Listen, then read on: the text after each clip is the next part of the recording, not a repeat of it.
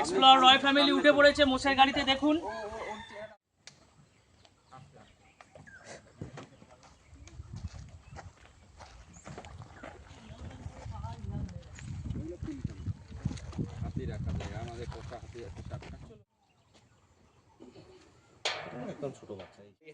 দেখুন দেখুন দেখুন দেখুন লাইভ পেয়েছি দেখুন, এই দেখুন ওদিক দিয়ে আরো বেরোচ্ছে।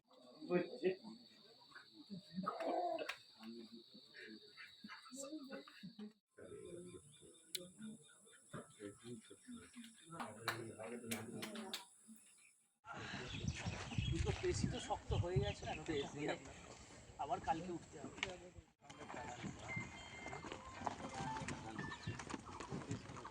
মোষ গাড়ির সাফারি শেষ হয়ে গেল। এক্সপ্লোরার রয় ফ্যামিলির সব সদস্যদের কমপ্লিট।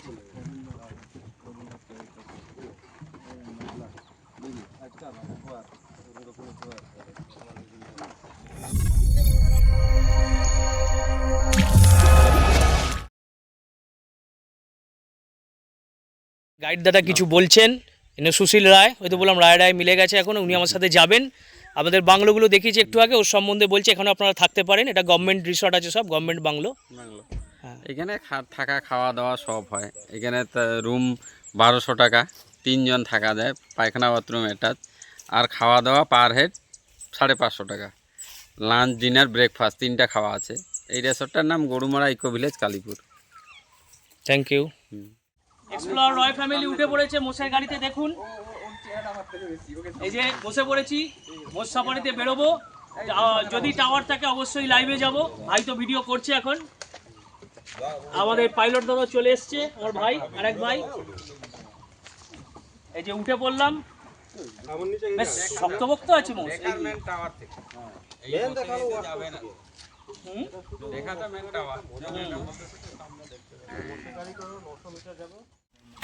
মোষের গাড়িতে উঠে পড়েছি, ভাই আমি পাশাপাশি বসেছি। এই যে পিছনে বসে আছে সোনাই, আর বুড়ো পিছনে বসে আছে টিঙ্কু ভাই। এই আমাদের মোষের গাড়ির চালক এখন উঠছে। এই যে মোষের গাড়ির চালক উঠে পড়লো। এখন 1 কিলোমিটার মোষ গাড়ি করে যাব, তারপরে আমরা ওয়াচ টাওয়ারে গিয়ে পৌঁছবো।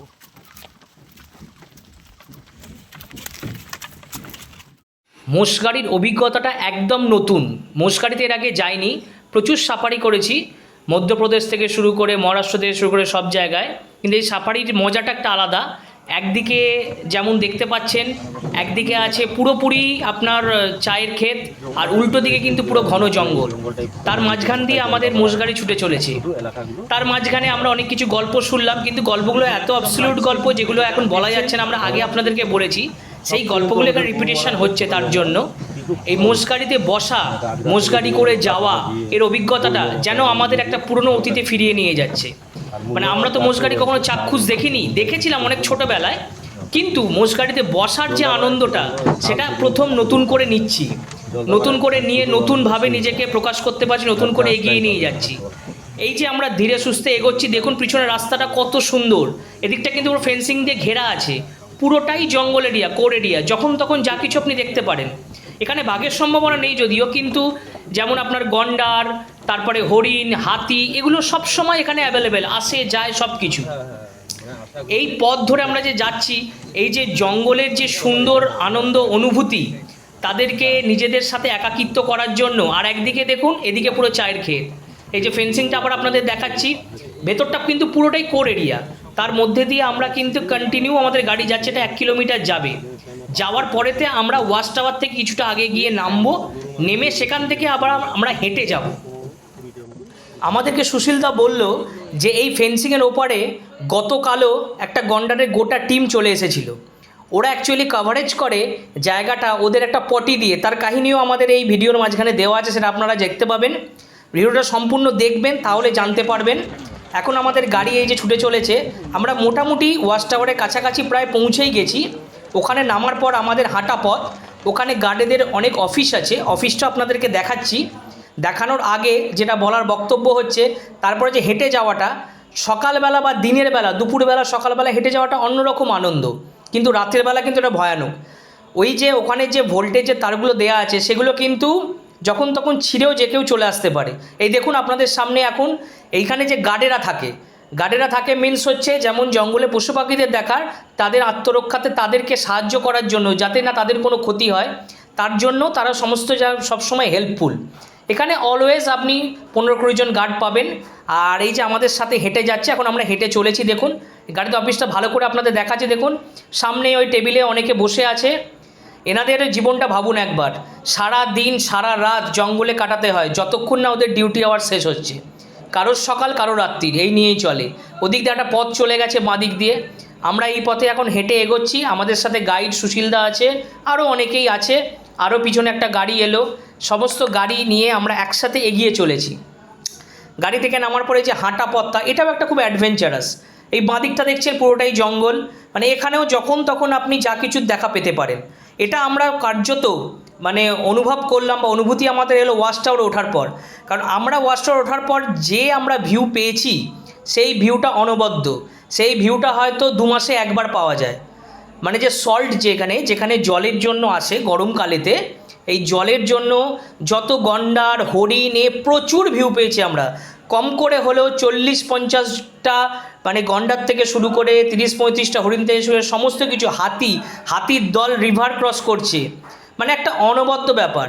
এই জন্যে বারবার বলি গ্রীষ্মের শুরুতে, একদম গ্রীষ্মের শুরুতে আসবেন, যখন ওদের জলের দরকার পড়ে তখনই ওরা বের। এই দেখুন সামনে দেখতে পাচ্ছেন, এটা হচ্ছে সল্ট। এখানে সল্ট কিন্তু মানুষের তৈরি সল্ট, মানে কৃত্রিম সল্ট রাখা আছে, তার দিয়েই ওরা ওখানে জল খেতে আসে। তার জন্য আমাদের ভিউটা খুব অসাধারণ হয়েছে। হ্যাঁ, সাদা কালো কেন হয় সেটা এক্সপ্লেন করার জন্যই ডাকলাম। কিছু গন্ডার আমরা সাদা দেখলাম, কিছু কালো। যেটা সাদা দেখলেন ওটা রোদে শুকায় গেছে, মানে জলে যদি ভেজা থাকতো ওর ন্যাচারাল কালারটা দেখতে পেতেন কালো। ওই যে নেমেছে, দুটো নেমেছে, ওরা উঠলেই বোঝা যাবে।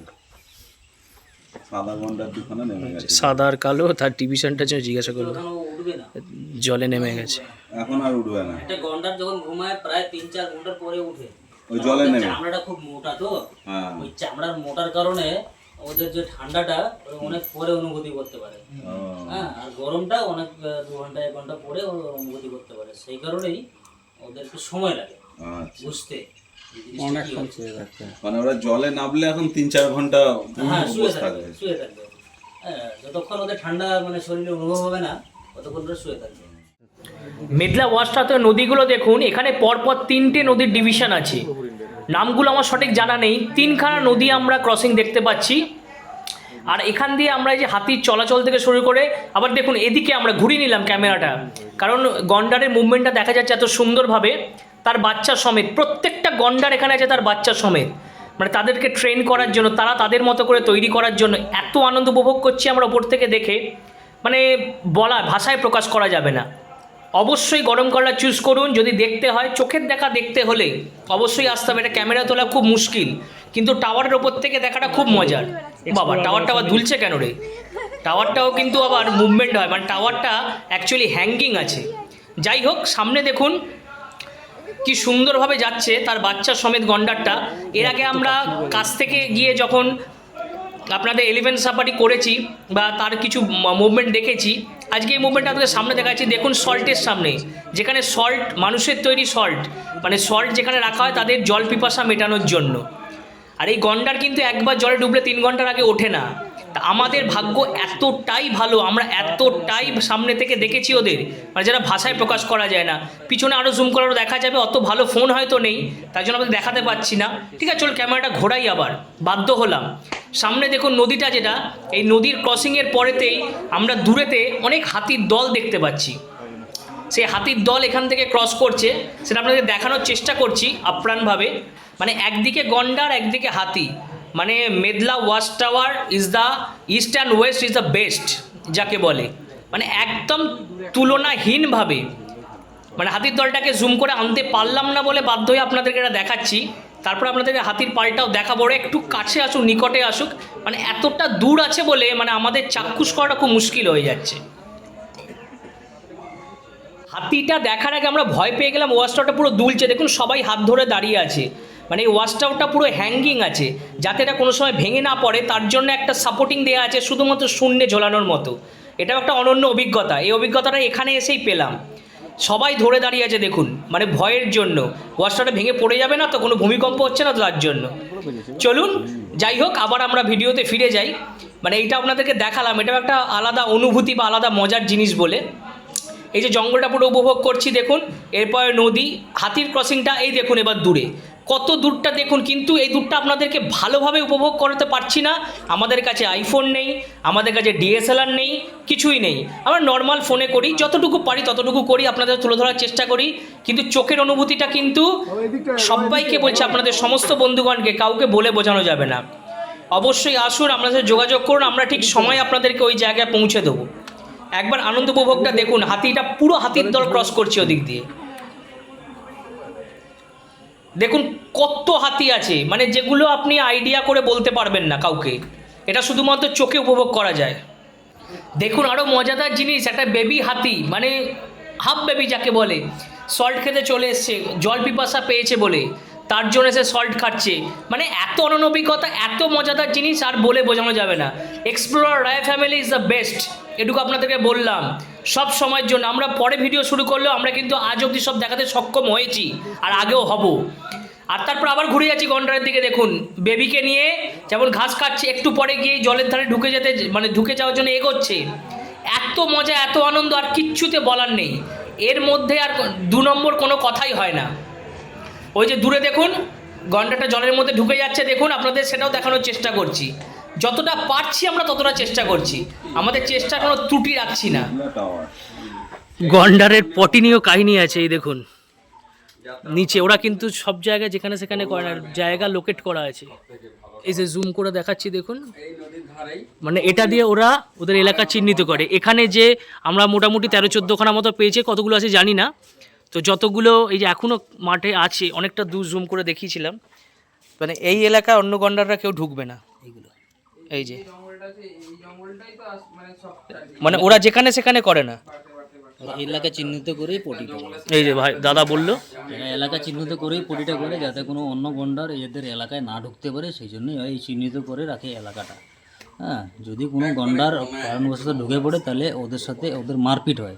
আর ওদের যে মারপিটটা হয় গন্ডারের, প্রায় যতক্ষণ অবধি ওরা একটা গন্ডার বা ইনজয়েড হবে না বা মারা যাবে না, ততক্ষণ অবধি কিন্তু ওদের গন্ডারের যে মারপিটটা ওটা চলতেই থাকে। সে 2 মাস হোক, 4 মাস হোক বা 1 বছর হোক, হ্যাঁ, অত অবধি ওরা ওদের মারপিটটা চলতেই থাকবে, যতক্ষণ একটা গন্ডার ইনজয়েড বা মারা না যায়। আর যদি বাইরের গন্ডারটা এসে যদি জিতে গেল, তার দখলে এই এরিয়াটা, ও এরিয়া তার দখলে চলে যাবে, সেটাই বলছি। মানে ওদের যে রাজা আছে তার সাথে ফাইট হবে। ফাইট হতেই হবে। আচ্ছা আচ্ছা, রুলসটা বললো। এই যে মাঝখানে শুধু আর এটা পুরোটাই জলাশয়, এখানে নিচে কাদা আছে, উপরে জল আছে, উপরে ঘাস আছে। হ্যাঁ, এরা এইসব জায়গায় গন্ডারগুলো থাকতে ভালোবাসে। কারণটা হচ্ছে গন্ডারের যে চেহারাটা বা ওর শরীরটা, মানে খুব মোটা ধরনের তো চামড়াটা, সেই কারণে ওরা মানে ঠান্ডা জায়গাতে থাকতে ভালোবাসে। ওদের রৌদ্র বেশি পছন্দ, সেই জন্যই ওরা এইসব ঠান্ডা জলাভূমিতে থাকতে ভালোবাসে। ময়ূরের ডাক সমেত তুললাম, কাহিনিও বলে দিল সব। আমরা চাক্ষুষ দেখছি, এত জুমে যতটা এসছে ভিডিও করা হয়েছে, আজকে সার্থক হয়ে গেছে। আগের বারে সাফারিতে গিয়ে মাত্র একটা সিঙ্গেল 1 পিস পেয়েছিলাম, আজকে একবারে 13-14। শুধু এটা ওই গরুমারা মেঘলা ওয়াচ টাওয়ারেই ক্ষেত্রে সম্ভব, যেটা আপনার 8, 10টা, 12টা, 14টা গন্ডার দেখা যায়। তাছাড়া কোনো ওয়াচ টাওয়ারেই আপনি এই ধরনের এতগুলো গন্ডার পাবেন না। মনে হচ্ছিল মোসে গাইতে যাব, দেখতে পাবো কি নেই। এটা একটু আউটসাইড, কিন্তু এটা এখানে সাইডিংটা খুব ভালো হয়। কারণটা পুরো জলা জমিত, হ্যাঁ, পুরো জলাজমি, প্লাস একদিকে হচ্ছে গ্রাসল্যান্ড, আর্টিফিশিয়ালি চাষ করা হয়েছে। ওই গ্রাসল্যান্ড, এই গ্রাসল্যান্ডে ওরা ঘাস খেতে যায়, আর প্লাস হচ্ছে এখানে ওরা এইদিকে মূর্তি নদীটাও গেছে, এই যে মূর্তি নদী গেছে এখান দিয়ে মূর্তি নদী গেছে। এক অনন্য অভিজ্ঞতার সাক্ষী হয়ে আজকে এক্সপ্লোরার রয়্যাল ফ্যামিলি ফিরছে। আমরা আজকে টাটা বাই বাই করছি, কারণ একটাই, থাকতে হলে সারাক্ষণ বসে থাকলেও মন চাইবে সারাক্ষণ দেখে যাই। জঙ্গল উপভোগ করতে গেলে সারাক্ষণ দেখার মজাটাই আলাদা। এখনও জঙ্গলে তারা বিচরণ করছে, আমরা তাদেরকে দেখার জন্য এসেছি। গন্ডার, হাতি, হরিণ, তারপরে চারিদিকে আপনারা যা কিছু চাইবেন সব কিছু। যাই হোক, নেমে গেলাম, নেমে আমরা এখন হাঁটার পথে এগোচ্ছি। আমরা নিজেদের মতো করে হাঁটার পথে এগোচ্ছি। অনেকক্ষণ দেখেছি, অনেক মজা করেছি, অনেক মজা নিয়েছি, আপনাদেরকে লাইভও দেখিয়েছি। লাইভে অবশ্যই দেখবেন EXPLORER এক্সপ্লোরার IOY রয় FAMILOY এক্সপ্লোরার রয় ফ্যামিলি। ওখানে যদি আপনি দেখতে চান, ওখানে গেলে আপনি দেখতে পাবেন। যাই হোক, আমরা এখন আপাতত হাঁটতে হাঁটতে আমাদের বুলকাটের কাছে পৌঁছে গেলাম। এবার আমরা বুলকাটে উঠবো। ওঠার পর বুলকাট এখানে দাঁড়িয়েছিল, আমাদের জন্য অপেক্ষা করছিল। উঠে আমাদের আবার 1 কিলোমিটার দূরে ডেস্টিনেশনে আমাদেরকে নিয়ে যাবে। সেখান থেকে আমরা আমাদের নিজেদের গাড়ি করে ফিরবো। তো সমস্ত গাইড ভাই সবাইকে বাই বাই করলাম, করে আমরা এখন আবার বুলকাটে উঠে পড়লাম। অনন্য অভিজ্ঞতার সাক্ষী হয়ে আবার বুলকাটে উঠে পড়লাম। ওঠার পরেতে প্রচুর মজাদার দৃশ্য দেখাচ্ছি আপনাদেরকে, সেটা আমরা ভালো করে চাক্ষুষ করুন। গাইডকে ফেলে রেখে দিয়ে পালিয়ে গেছে, ছুটে ছুটে উঠছে। এবার ও ছুটছে বলে মোষও ছুটছে। ওর উঠতে কত কষ্ট হলো, আসছে বাধ্য দাঁড় করাতে হলো। ওদের মোষের গাড়ি ছোটা চালু করে দিয়েছিল। কত রকমের অভিজ্ঞতা, সব অভিজ্ঞতাই হয়ে রইল।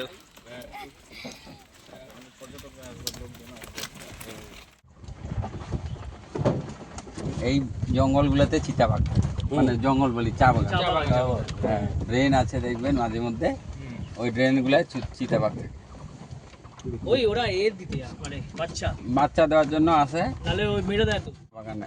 কেন কি ওই গ্রামের ছাগল গরু চড়তে চড়তে চলে আসবে, ওই যে গরু দেখেন দূরে, ওগুলো চড়তে চড়তে যখন বাগানে ঢুকে তোদের তখন ধরে খেয়ে নেয়। সহজে পায় খাওয়া এখানে। আর জায়গাটা সুন্দর, তো ভিতরে ঠান্ডা, এসি রুম ওদের জন্য। আর জঙ্গলে তো অনেক মানে গরম, জঙ্গলে খুব গরম। যখন গরমকালে, গ্রীষ্মকালে প্রচণ্ড গরম। গাইড দাদা আমাদের বললো এটা হচ্ছে সপ্তপূর্ণি গাছ, ঠিক আছে? এটা বর্ষাকালে হচ্ছে পাতা ঝরে যায়, শীতকালে হয়, বর্ষাকালে পাতা ঝরে যায় শীতকালে হয় এই গাছটা। আর সারি সারি এখানে গাছ হয়ে আছে।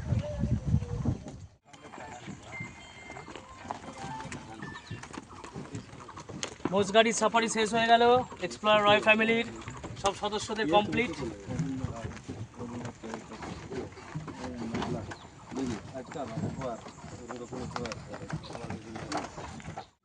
একদিকে জঙ্গল, একদিকে টি গার্ডেন, সমস্ত কিছু কমপ্লিট করে আমরা এখন নামলাম হচ্ছে মেতলা, যেখানে স্টার্টিং পয়েন্ট সেখান থেকে যেখান থেকে শুরু করেছিলাম সেখানেই শেষ করলাম। আর আজকের মজাদার ভিডিওটা দেখুন আর উপভোগটা করুন পুরোপুরি। আর আমাদেরকে এগিয়ে নিয়ে যাওয়ার সুযোগ করে দিন। এক্সপ্লোরার রয় ফ্যামিলির অভিজ্ঞতাটা একটু সঙ্গে করে নিয়ে বলবেন কেমন হলো না হলো। আর আমরা যদি ভালো করে থাকি তাহলে আমাদেরকে একটুখানি প্লিজ লাইক, শেয়ার আর কমেন্ট করুন, আমাদেরকে নিয়ে যাওয়ার সুযোগ করে দিন। এটুকুই আমাদের বলার ছিল, আর কিছু না। এক্সপ্লোরার রয় ফ্যামিলির আজকে এখানে ব্লগ শেষ। পরবর্তী ব্লগ আসছে। বুলকাট সাফারি কমপ্লিট হয়ে গেল, এরপরে আমরা যাব এলিফ্যান্ট সাফারিতে, কোদাই কানাল বস্তিতে।